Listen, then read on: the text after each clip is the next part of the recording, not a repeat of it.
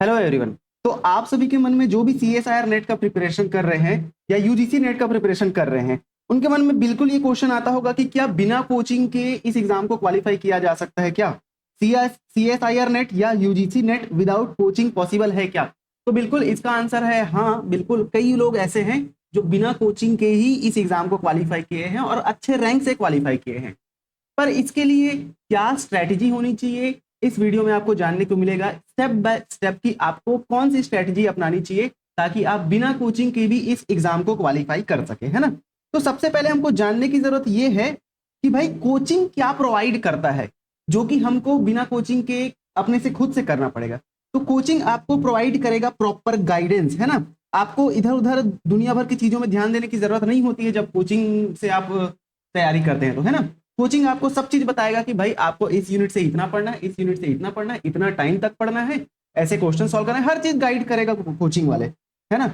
और वो proper study material भी प्रॉपर प्रोवाइड करते हैं।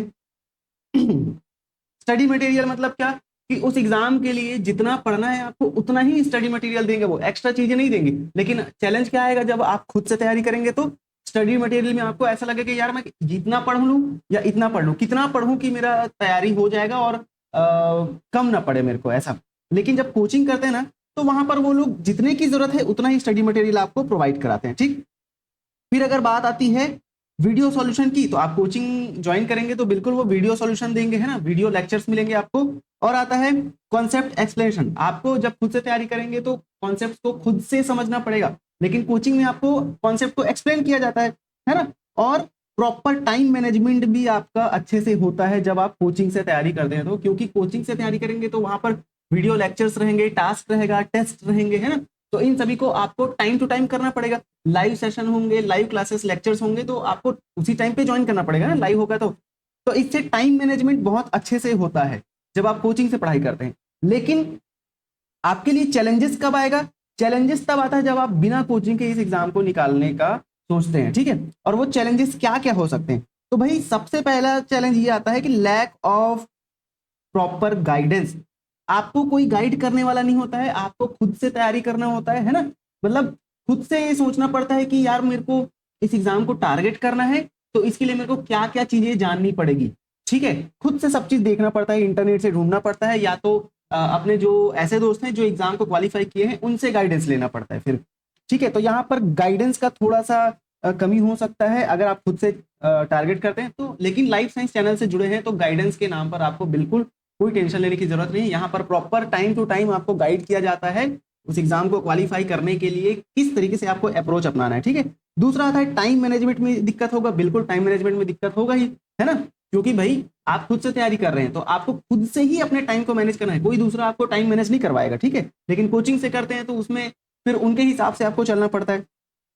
Difficulties in understanding tough topics.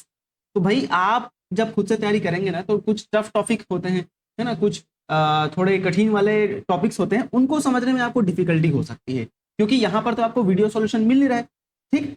Vast syllabus. अब आप जब खुद से तैयारी करते हैं ना तो वहां पर आपको ये बताने वाला नहीं होता कि भाई तेरे को इतना पढ़ना है, बस उससे ज्यादा नहीं पढ़ना है। आपको सिलेबस को देखोगे ना तो ऐसा लगेगा यार ये तो पूरा लाइफ साइंस, मतलब जितना आज तक मैं पढ़ा हूँ उससे डबल टिबल सिलेबस है, तो इतने को कैसे पढ़ूं। तो ये जो वास्ट सिलेबस है ना, वो फिर जब खुद से आप तैयारी करते हैं ना तो डीमोटिवेट करता है ये चीज, है ना, आपको डीमोटिवेट करेगा। तो इस चीज को आपको क्या करना है भाई, ओवरकम करना होता है, ठीक है। अब यहां पर एक क्वेश्चन आता है कि क्या स्ट्रेटेजी होनी चाहिए कि भाई मैं खुद से बिना कोचिंग के इस एग्जाम को क्वालिफाई कर जाऊं, कौन सी स्ट्रेटेजी अपनानी चाहिए? तो टेंशन लेने की जरूरत नहीं है, यहां पर आपको प्रूवन स्ट्रेटेजी प्रोवाइड किया जा रहा है। देखो सबसे पहला आपका टारगेट होना चाहिए सिलेबस एनालिसिस पे, क्योंकि कोई भी एग्जाम आप तैयारी करो आपको अगर उसके सिलेबस के बारे में डिटेल्ड पता नहीं है तो फिर आप उस एग्जाम को क्वालिफाई नहीं कर पाओगे, है ना। तो सिलेबस आपको बहुत अच्छे से पता होना चाहिए। कैसे पता होना चाहिए भाई? कि उसमें कितने यूनिट्स हैं। जैसे हम लाइफ साइंस की बात करते हैं तो टोटल 13 यूनिट्स है और बाकी सब्जेक्ट्स में अलग अलग यूनिट होते हैं, है ना। तो लाइफ साइंस में टोटल 30 यूनिट्स है, 13 यूनिट्स है, 13 यूनिट है। तो आपको ये चीज पता होना चाहिए कि भाई कौन से यूनिट से कितने क्वेश्चंस आते हैं, कौन से यूनिट का वेटेज कितना है। दूसरा चीज, कौन सा यूनिट आपके लिए सही होना होगा तैयार करने के लिए, प्रिपरेशन आपको कौन सा यूनिट करना चाहिए, ये सारी चीजें पता होनी चाहिए। किस यूनिट से ज्यादा क्वेश्चंस पूछे जाते हैं, है ना। पूरा चीज पता होना चाहिए, और किस यूनिट में कितने टॉपिक्स हैं, सारी चीजें आपको पता होनी चाहिए। तो सिलेबस का आपको डिटेल एनालिसिस होनी चाहिए, ठीक है। दूसरा आता है स्टडी मटेरियल।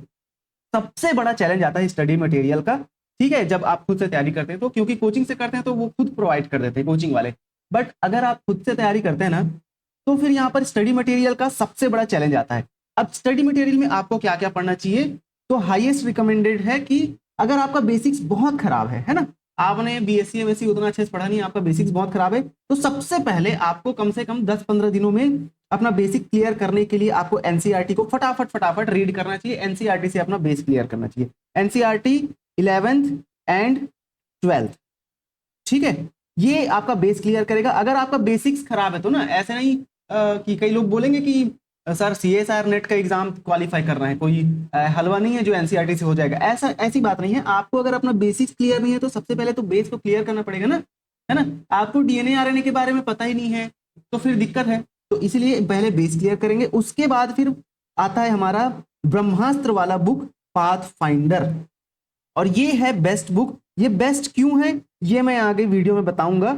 ये सबसे बेस्ट बुक है अगर आप खुद से तैयारी कर रहे हैं तो, ठीक है। तीसरा आता है यूट्यूब लेक्चर्स। तो भाई कई लोग बोलते हैं ना कि यूट्यूब से तैयारी नहीं होगा, पेड कोर्स लेना ही पड़ेगा, ऐसा नहीं है। बहुत सारे लोग यूट्यूब से ही पढ़ के इस एग्जाम को क्वालिफाई किए हैं, चाहे यूजीसी नेट हो चाहे सीएसआईआर नेट हो, है ना। यूट्यूब में आपको अच्छा टीचर ढूंढना होता है अपने सब्जेक्ट के अकॉर्डिंग, और वो बहुत सारे लेक्चर्स डाले होते हैं, है ना। तो YouTube से भी आपकी तैयारी हो सकती है, लेकिन आपको कंसिस्टेंट रहना पड़ता है और अच्छे टीचर को ढूंढना पड़ता है। अब ये रिसर्च करोगे YouTube में तभी आपको मिलेगा, ठीक है। जैसे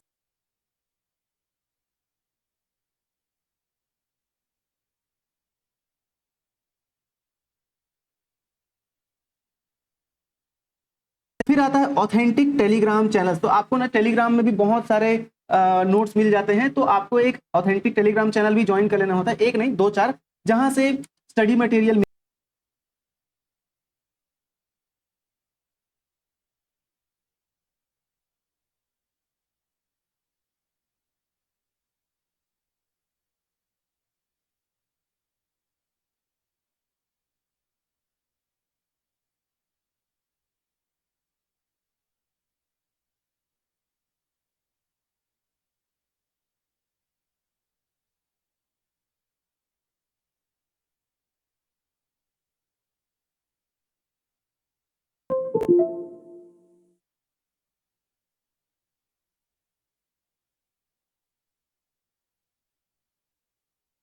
तो आपको प्रैक्टिस के नाम पे सिर्फ और सिर्फ पीवाईक्यू का ही प्रैक्टिस करना है, ठीक है। और 10 से 12 साल का पीवाईक्यू उठा लें, उसी को प्रैक्टिस करें बस।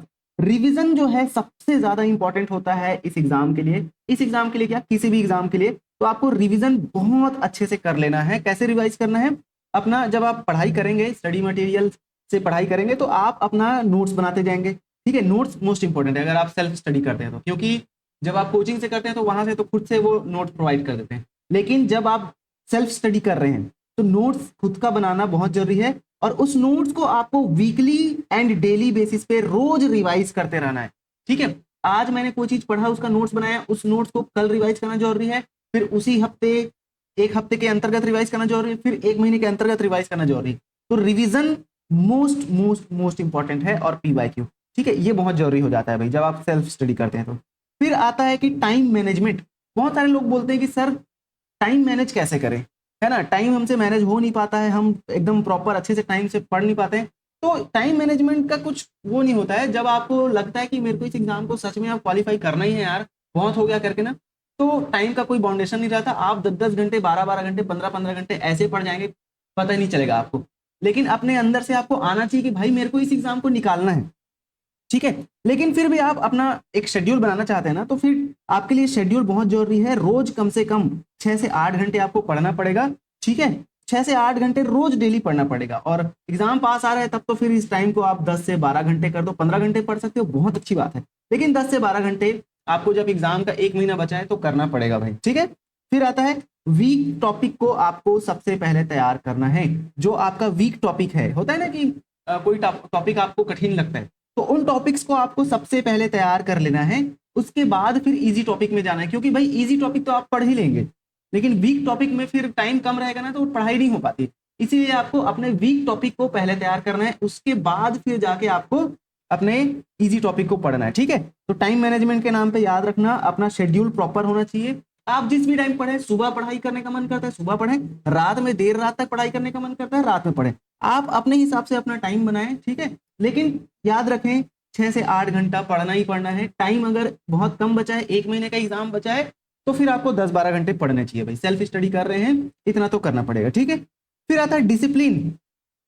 तो देखो ये जो एग्जाम है ना, नेट का एग्जाम, वो डिसिप्लिन बहुत मांगता है भाई। आपने स्टार्ट किया, आपके पास मान के चलो 6 मंथ है ना, और आपने स्टार्ट किया एकदम मोटिवेशन के साथ कि भाई मैं तो अब इस बार इस एग्जाम को निकाल ही लूंगा। आपने 2 से 3 दिन पढ़ा, 6 से 8 घंटे पढ़ लिए, लेकिन उसके बाद फिर यार अभी तो 6 महीने छोड़ना, चलना 1-2 घंटे पढ़ता हूँ, ऐसे करके करोगे ना तो फिर ये एग्जाम क्वालिफाई नहीं होगा भाई। आप अगर 6 महीने का टारगेट लेके चल रहे हैं तो स्टार्टिंग में कम से कम 4 से 5 घंटे का पढ़ाई करें, फिर 3 महीने बचा है तो इस टाइम को 6 से 8 घंटे कर दें, और फिर जब 1-1.5 महीने बचा है तो इस टाइम को आप 10 से 12 घंटे कर दें, तब जाके ये एग्जाम क्वालिफाई होगा। तो कंसिस्टेंसी बहुत इंपॉर्टेंट है भाई इस एग्जाम के लिए। जब तक आप कंसिस्टेंट नहीं रहेंगे तब तक ये एग्जाम क्वालिफाई नहीं होगा। इसीलिए consistency is the key to qualify any exam और to success in any path, ठीक है। तो कंसिस्टेंसी बहुत ज्यादा इंपॉर्टेंट हो जाता है, ठीक है। रोज आपको अगर 4 से 5 घंटे पढ़ने हैं तो पढ़ने हैं, ठीक है। फिर आता है डिस्ट्रैक्शन। तो भाई हम आज के जमाने में क्या हो गया ना, सोशल मीडिया पूरा लोगों को खा रहा है, ठीक है। इंस्टाग्राम, व्हाट्सएप, फेसबुक, है ना।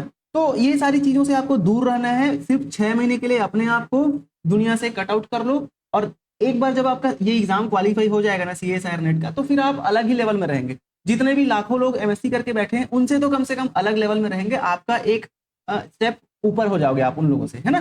तो इसीलिए 6 महीनों के लिए जितने भी डिस्ट्रैक्शन है, इंस्टाग्राम, फेसबुक या स्नैपचैट, जो भी चीजें हैं सबको आप अनइंस्टॉल कर दें, फोन को साइड में रख दें। फोन को सिर्फ थोड़ा बहुत इंटरटेनमेंट के लिए यूज करें, यूट्यूब चला ले, यूट्यूब में गाना सुन ले, कुछ मूवी देख ले, लेकिन इस टाइम को डिस्टर्ब नहीं करना है आपको। जो ये आपका पढ़ाई का टाइम है ना, इसको डिस्टर्ब नहीं करना है। बाकी फिर आप और जो टाइम बचता है उसमें कुछ भी करें, लेकिन डिस्ट्रैक्शन से दूर रहना है, क्योंकि भाई इंस्टाग्राम जो है ना, एक बार आपको डिस्ट्रैक्ट करेगा तो फिर आपका पूरा दिन खराब हो जाता है, इसीलिए। और मोटिवेशन की बात करते हैं तो यार मोटिवेशन नाम का कुछ चीज होता नहीं है। हर इंसान के लिए ये होता है कि भाई मुझे जिंदगी में कुछ करना है, और करना है तो फिर कोई मोटिवेशन की जरूरत नहीं है, अंदर से खुद से आना चाहिए कि भाई मेरे को काम करना है, ठीक है। मेरे को काम करना है, मेरे को पढ़ाई करना है, ताकि मेरे को ये एग्जाम चाहिए। अब मेरा ये एग्जाम जिस दिन क्वालिफाई हो जाएगा तो मैं एक लेवल सबसे अप हो जाऊंगा। तो अपने अंदर से आना चाहिए वो चीज कि भाई मुझे पढ़ना है ना। दुनियादारी मुझे नहीं चाहिए जिंदगी में, पैसे कमाने हैं, पढ़ाई करना है, सक्सेस होना है। तो फिर मोटिवेशन नाम का चीज नहीं है। आप अपने मम्मी पापा को देख लो कि आपके लिए कितना मेहनत करके वो आपके लिए इतना पढ़ाई किए, मतलब पढ़ाए हैं आपको, है ना। तो आपको उनके लिए अब कुछ करना है। तो भाई यहाँ पर मोटिवेशन क्या है, एक्सटर्नल मोटिवेशन जो है टेम्पररी होता है, 2-3 दिन के लिए मोटिवेटेड रहोगे, संदीप माहेश्वरी सुन लो, इधर उधर सुन लो, है ना। लेकिन वही बात आ जाती है ना कि आप लंबे समय तक कब मोटिवेटेड रहोगे, जब आपको अंदर से खुद से आएगा कि भाई मेरे को इस एग्जाम को फोड़ना है यार, तब जाके अंदर से मोटिवेशन आएगा, अंदर से इंस्पिरेशन आता है। काम करने का वो होना चाहिए। मोटिवेशन नहीं भी आ रहा है फिर भी आप अपने आप को बोलो कि भाई मैं काम करूंगा सीधा, है ना। मेरे को इधर उधर डिस्ट्रैक्शन नहीं चाहिए, मैं काम करूंगा। मोटिवेशन भाड़ में जाए, मेरे को पढ़ना है तो पढ़ना है, सीधी बात। नहीं मन कर रहा है फिर भी पढ़ो, नहीं मन कर रहा है फिर भी पढ़ो, कब तक नहीं मन करेगा, है ना। तो ये चीज है। बाकी अगर मैं एग्जाम्पल की बात करूं कि सेल्फ स्टडी करके कोई एग्जाम निकाला है क्या, तो बिल्कुल। मेरी एक फ्रेंड है जो अभी CDRI लखनऊ में PhD कर रही है, और उसका ये मानना है कि यार कोई भी एग्जाम को ना बिना किसी कोचिंग के क्वालिफाई किया जा सकता है, और उसने करके दिखाया है। जब वो अभी तो खैर PhD कर रही है, लेकिन जब वो BSc में थी तो वो क्या करी, वो सिर्फ और सिर्फ एक बुक, जैसे मैंने बताया था पाथ फाइंडर क्या है, ब्रह्मास्त्र है हमारे लिए, ठीक है। तो उसने क्या करा, पाथ फाइंडर को पकड़ा और उस बुक को पूरा वो इतने बार रीड कर डाली, इतने बार पढ़ डाली कि उसका एक एक चीज उसको याद हो गया था। और उसके बाद उसका BSc के 3rd ईयर में ही वो CSIR JRF क्वालिफाई करी विथ 113 रैंक, 113 रैंक के साथ वो JRF क्वालिफाई करी BSc के 3rd ईयर में। सोचो, फाइनल ईयर में लोग MSc में आकर नेट क्वालिफाई करते हैं, MSc के बाद कई साल लगा देते हैं नेट क्वालिफाई करने में, लेकिन वो सिर्फ BSc के 3rd ईयर में ही। और वो BSc के दौरान भी पाथ फाइंडर पढ़ी, अपने MSc के दौरान भी पाथ फाइंडर पढ़ी, और जब उसका PhD का इंटरव्यू था, वो कई बड़े बड़े इंस्टीट्यूट का इंटरव्यू क्रैक करी थी, फिर फाइनली जाकर CDRI लखनऊ से PhD कर रही है। तो ये सारे काम वो कैसे कर पाई, सिर्फ और सिर्फ एक बुक पढ़ी, पाथ फाइंडर को। तो आपको भी 10 बुक नहीं पढ़ना है, 20 बुक नहीं पढ़ना है, या इधर से उधर से कुछ नहीं करना है, सिर्फ एक बुक पकड़ो पाथ फाइंडर को। और किसी को बुक पढ़ने का आदत नहीं है, स्टार्ट करो धीरे धीरे करके आदत बन जाएगी, है ना। लेकिन शुरुआत में आपको जबरदस्ती उस चीज को करना पड़ेगा, ठीक है। तो पाथ फाइंडर पढ़ो, सबसे बेस्ट है। और अगर कोचिंग लेना चाहते हो तो कोचिंग भी ले सकते हो, अगर आप अफोर्ड कर सकते हो तो, ठीक है। तो ये एग्जाम्पल है कि वो पहले बार में पाथ फाइंडर पढ़ के बीएससी के थर्ड ईयर में ही 113 रैंक के साथ निकाल ली। उसके बाद वो एमएससी के फर्स्ट ईयर में जब एग्जाम दी तो वो उसका रैंक आया 47 रैंक आया जेआरएफ, ठीक है। फिर वो एक बार और एग्जाम दी तो उसका 32 रैंक आया, ठीक है। और उसके बाद फिर वो एग्जाम देना छोड़ दी, इसलिए छोड़ दी क्योंकि अब जेआरएफ उसका हो गया है, फिर बाकी लोगों को भी तो मिलना चाहिए ना सीट, ऐसे करके। तो वो सिर्फ और सिर्फ उसका यही कहना है कि एक बुक पढ़ती हूँ मैं और उस बुक में मैं माहिर हूँ, है ना। तो वो पाथ फाइंडर को पूरा रट डाली थी इन द सेंस कि उसको इतने बार पढ़ डाली थी वो कि मतलब क्या ही बोले। उसका जब इंटरव्यू का एग्जाम था उस टाइम पे भी वो पाथ फाइंडर पकड़ के बैठी थी और उसका इंटरव्यू भी बहुत अच्छा जाता था, है ना। तो ये एग्जाम्पल है कि सेल्फ स्टडीज, और आज तक कभी वो ना कोई यूट्यूब चैनल देखी, इवन उसको सही बताऊं ना तो उसको सीएसआईआर नेट के पैटर्न के बारे में भी नहीं पता था, उसके सिलेबस के बारे में भी नहीं पता। उसको ये पता था कि पाथ फाइंडर पढ़ने से मेरा ये एग्जाम क्वालिफाई हो जाए, मतलब सब एग्जाम क्वालिफाई हो जाएगा। तो वो सिर्फ और सिर्फ पाथ फाइंडर को पढ़ी और उसके जितने भी एग्जाम्स है, गेट में भी वो अंडर 20 रैंक लाई थी, है ना। तो एक ही बुक पढ़ती है लेकिन हर एग्जाम निकल जाता है ना। तो इसलिए हमको 10 चीजें नहीं पढ़नी है, एक बुक पढ़नी है और उसी से सारे एग्जाम्स क्वालिफाई होने हैं, ठीक है। तो डिस्ट्रैक्ट नहीं होना है कि सर मैं ये बुक पढ़ लूं क्या, वो बुक पढ़ लूं क्या, या ये क्वेश्चन सॉल्व कर लूं क्या, कुछ नहीं। पीवाई, अच्छा वो पीवाईक्यू भी सॉल्व नहीं करी थी ना, सिर्फ एक बुक पढ़ी थी। तो आपको भी पीवाईक्यू आपके लिए सॉल्व करना जरूरी है, पीवाईक्यू सॉल्व करो ताकि उससे पता चलता है। अब वो अल्ट्रा टैलेंटेड लड़की थी, है ना, लड़की है, तो इसलिए उसके लिए ठीक है, अलग बात है। लेकिन हमको पीवाईक्यू सॉल्व करना है इसलिए क्योंकि हमारा लेवल पता चलता है, उससे हमारी तैयारी कितनी है ये पता चलता है। पाथ फाइंडर पढ़ो और कुछ यूट्यूब चैनल को फॉलो करो प्लस पीवाईक्यू सॉल्व करो, ठीक है, इतना। अब ये आता है कि पॉसिबल है क्या, तो बिल्कुल पॉसिबल है ना।